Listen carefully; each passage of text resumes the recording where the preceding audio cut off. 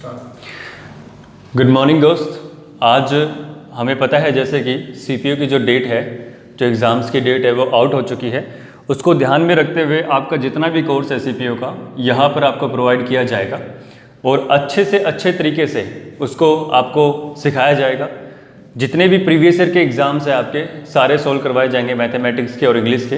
तो आप सभी लोगों से विनम्र प्रार्थना है कि आप सभी इस चैनल को सब्सक्राइब करें ताकि आपको समय समय पर इसकी नोटिफिकेशन मिलती रहे और पता लगता रहे कि हम कब इस पर वीडियो अपलोड कर रहे हैं। तो आज फर्स्ट वीडियो है और आज हम चाहते हैं कि जो बेसिक होता है हमारा, जो कैलकुलेशन पार्ट होता है, उससे स्टार्ट किया जाए। तो बेसिक पार्ट में हम आपके साथ स्टार्ट करने के लिए जा रहे हैं स्केयर, कि हम स्केयर को कैसे निकाल सकते हैं। स्केयर को निकालने का तरीका क्या होता है, मेथड क्या होता है। निकालने में तो हम किसी भी मेथड से निकाल सकते हैं, लेकिन एग्जाम्स में किस मेथड से निकालना है, आज हम सबसे पहला जो काम करेंगे वो स्केयर को निकालने का करेंगे। तो देखिएगा स्केयर निकालने का हमारे पास में क्या जो है वे होता है। स्केयर को बहुत आसान तरीके से निकाला जा सकता है। जैसे मैं आपको बताता हूँ कि एक का जो स्केयर होता है अपने पास में वो 1 होता है।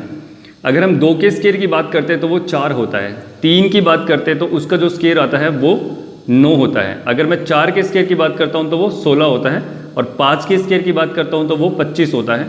6 की बात करता हूँ तो वो 36 और 7 की बात करता हूँ तो 49 और 8 की बात करता हूँ तो 64 और 9 की बात करता हूँ तो 81 और 10 की बात करता हूँ तो 100।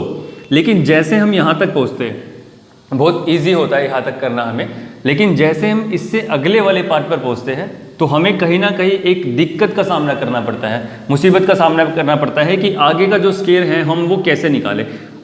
जैसे आपको 11 दे दिया जाता है, अब आपको 11 का स्केयर निकालने के लिए बोला जाता है और आप किसी एग्जामिनेशन में बैठे हो तो आपके ऊपर वहाँ पहले से प्रेशर रहता है, क्योंकि 1 घंटे के अंदर आपको 25 से 50 क्वेश्चंस करने होते हैं। तो वहाँ पर अगर आपको याद भी नहीं है तो आप इस ट्रिक के माध्यम से बहुत आसानी से स्केयर को निकालना सीख सकते हो। तो देखिएगा अभी तक हमें पता लग चुका है कि 1, 2, 3, 4, 5 और 10 तक जो स्केयर निकालना होता है या 10 तक हमें स्केयर जो है वो याद ही करना होता है। उसको निकालने का कोई मेथड नहीं है। अगर हम याद करते तो सबसे बेस्ट है, अदरवाइज इसका दूसरा कोई मेथड नहीं है याद करने का, इसलिए हमें ये तो याद करना पड़ेगा। लेकिन जैसे 10 से आगे की बात करते हैं, हम 100 तक के स्केयर की बात करते हैं, 100 से आगे स्केयर की बात करते हैं, उसके लिए हमारे पास कुछ एक ट्रिक्स होती है। तो वो ट्रिक्स को आज हम करेंगे।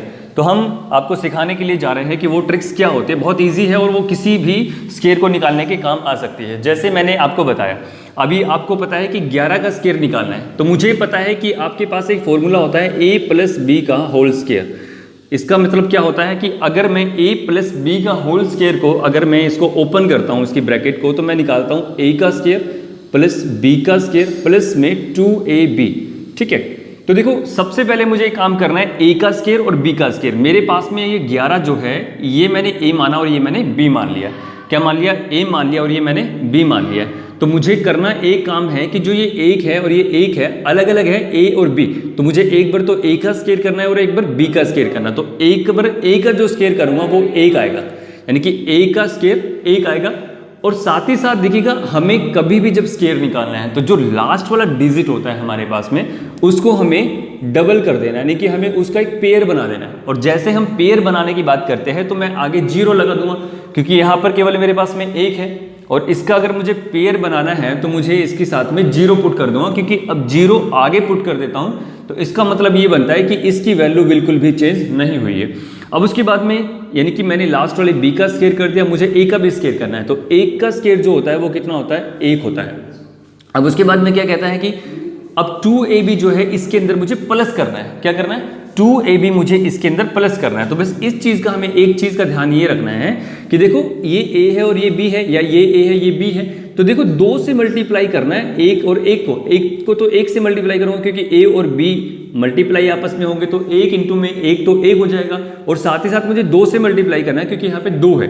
तो मैंने क्या करना है, इसका एक हिस्सा मैं छोड़ दूंगा, इसका एक हिस्सा मैं लास्ट वाला छोड़ दूंगा और 2 से जैसे मल्टीप्लाई करता हूँ 2 एकम 2 एकम 2, तो मैंने यहाँ पर 2 को पुट कर दिया। तो मेरे पास में जो आंसर आएगा डायरेक्ट कितना आएगा? 1, 2 और 1। तो आपकी बहुत छोटी सी ट्रिक है, आपको समझने में थोड़ा सा टाइम लगेगा यहाँ पे कि ये 121 मुझे कहाँ से लेके आया हूँ, थोड़ा सा टाइम लगेगा, लेकिन कहीं ना कहीं ये आपके लिए बहुत बेनिफिशियल है। अगर हम 4 से 5 क्वेश्चंस की प्रैक्टिस करते हैं तो हमारे लिए बहुत ईजी आ जाएगा। जैसे अभी हम बात करने की कोशिश करते हैं कि हमने बात की 12 की, ठीक है। यहाँ पे हम 12 के स्क्वायर की बात करते हैं कि what is the square of 12। अगर मैं 12 का स्क्वायर निकालने की बात करता हूँ, जैसे मैंने अभी सिखाया है, इसको मैंने a माना और इसको मैंने b माना, ठीक है। अब मुझे करना कुछ नहीं है, इसका भी स्क्वायर करना और इसका भी स्क्वायर करना है। तो मैंने लास्ट वाले का स्क्वायर कर दिया, 2 दूनी 4। और जैसे मैंने अभी बताया कि जो लास्ट वाला डिजिट होता है उसको हमेशा किस में रखना है, डबल में रखना है, यानी पेयर में रखना है। तो पेयर में रखने के लिए भी मेरे पास सिंगल है, क्योंकि 2 का जो स्क्वायर होता है वो केवल 4 होता है और मुझे इसका पेयर बनाना है। तो यहाँ पे क्या करूँगा, मैं इसको 0 करूँगा, ठीक है। इसका ये पेयर बन गया। अब उसके बाद मेरे पास में a आता है और a का जो स्क्वायर होता है वो 1 का स्क्वायर 1 होता है, तो मैंने रखा ऐसे। और जैसे मैंने थर्ड स्टेप में बताया आपको कि यहाँ पे जो है मैंने एक जो डिजिट है लास्ट वाला उसको मैंने खाली छोड़ दिया और उसके बाद मैंने 2 से मल्टीप्लाई कर दिया इस वाली टर्म को, यानी कि 2 इंटू में 2 से, यानी कि 2 एकम 2 दूनी 4। तो मैंने यहाँ पे 4 को रखा ऐसे कैसे, यानी कि एक डिजिट को छोड़ के नीचे 4 को मुझे प्लस करना है। अब मेरे पास में मैं प्लस करता हूँ तो ये 4 ऐसे के ऐसे आता है। जो सेकंड वाले में मेरे पास में वहां से मैं डायरेक्ट 4 ऐसे कैसे लिखता हूं और यहाँ पे जो मेरे पास में एक ऐसे के ऐसे आता है।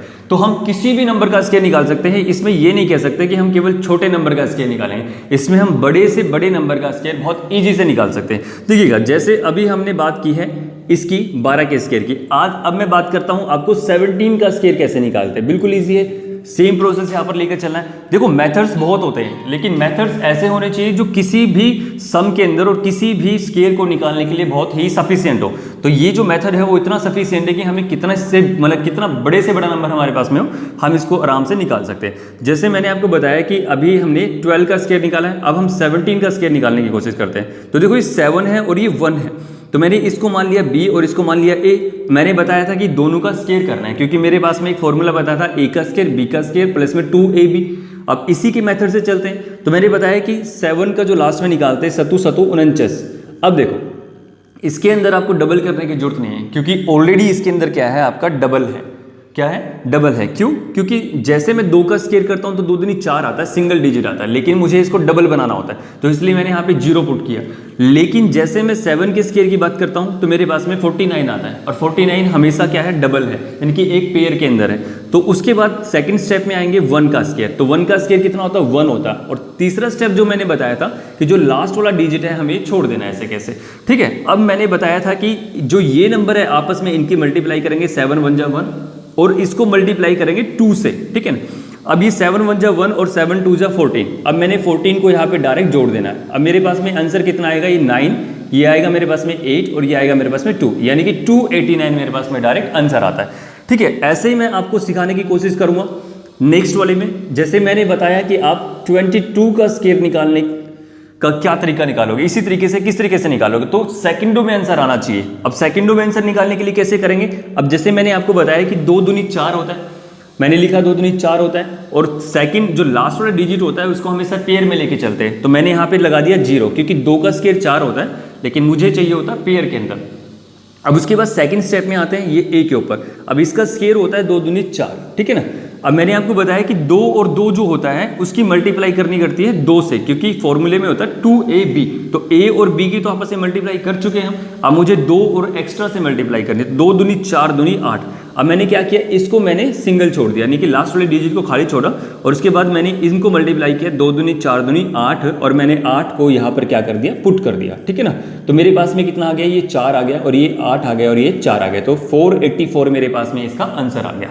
अब जैसे मैं नेक्स्ट की बताता हूं आपको, अगर मैं अब बड़े वाला नंबर ले लेता हूं, जैसे कि हमारे पास में कोई भी नंबर, आप सोच रहे हो कि जो छोटे नंबर्स होते हैं उसमें हमें आसानी होती है, लेकिन जैसे मैं बड़े नंबर की बात करूंगा तो बड़े नंबर के अंदर भी हम आसानी से इसको निकाल सकते हैं। जैसे कि अब बात करते हैं कि 72 का स्क्वायर बताओ कि 72 का स्क्वायर मेरे पास में कितना होगा। तो जो 72 का स्क्वायर जो मैं बनाने की कोशिश करूंगा, तो सेम मेथड मुझे लेकर चलना है, इसमें कोई दूसरा मेथड नहीं लगेगा। जैसे मैंने आपको बताया कि लास्ट वाले नंबर का सबसे पहले स्क्वायर करते हैं, तो 2 दूनी 4 होता है, ठीक है ना। अब सेकंड स्टेप में बताया था कि ये हमेशा डबल होना जरूरी होता है। क्या होना, डबल होना जरूरी होता है। तो मैंने क्या किया, इसमें 0 लगा दिया। अगर ऑलरेडी डबल है, अगर मैं बताता हूँ 6 का स्क्वायर, मतलब लास्ट में 6 होता है यहाँ पर, तो 36 होता, तो इसका मतलब क्या था कि वो ऑलरेडी डबल है, इसलिए हमें वहाँ पर 0 लगाने की आवश्यकता नहीं है। लेकिन यहाँ पर ये डबल नहीं है, इसलिए हमें जो है नीड है 0 की, क्योंकि 0 अगर किसी भी डिजिट के आगे लगती है तो उससे कोई भी इफेक्ट नहीं पड़ता। लेकिन मैं 0 को अगर आगे लगा देता हूँ किसी भी डिजिट के, तो वो बिल्कुल चेंज हो जाता है। तो मैंने आगे लगाया इसको पेयर बनाने के लिए। सेकंड मेरे पास में a है, तो सतु 49 होता है, तो मैंने यहाँ पे 49 रखा। अब उसके बाद में 7 2 जा 14 और 14 टू ज़ा कितना 28, तो मैंने यहाँ पे लगाया 28 क्योंकि मैंने एक जो है छोड़ना होता है हमेशा। तो जैसे मैंने निकालने की कोशिश की, यहाँ से मैंने 4 लिखा और यहाँ से मैंने 8 लिखा और यहाँ से मैंने 1 लिखा और यहाँ से मैंने 5 लिखा, तो मेरे पास में डायरेक्ट आंसर आता है 5184। कितना आता है 5184। आप चाहे इसे चेक कर सकते हो, यही आंसर आता है, ठीक है ना। तो हम इस तरीके से जो है इसको कर सकते हैं, ठीक है। थैंक यू, आज के लिए इतना काफ़ी है। और हम जो है अब जो नेक्स्ट में सीखेंगे कि हाँ भाई कि हम जो क्यूब है वो कैसे कर सकते हैं।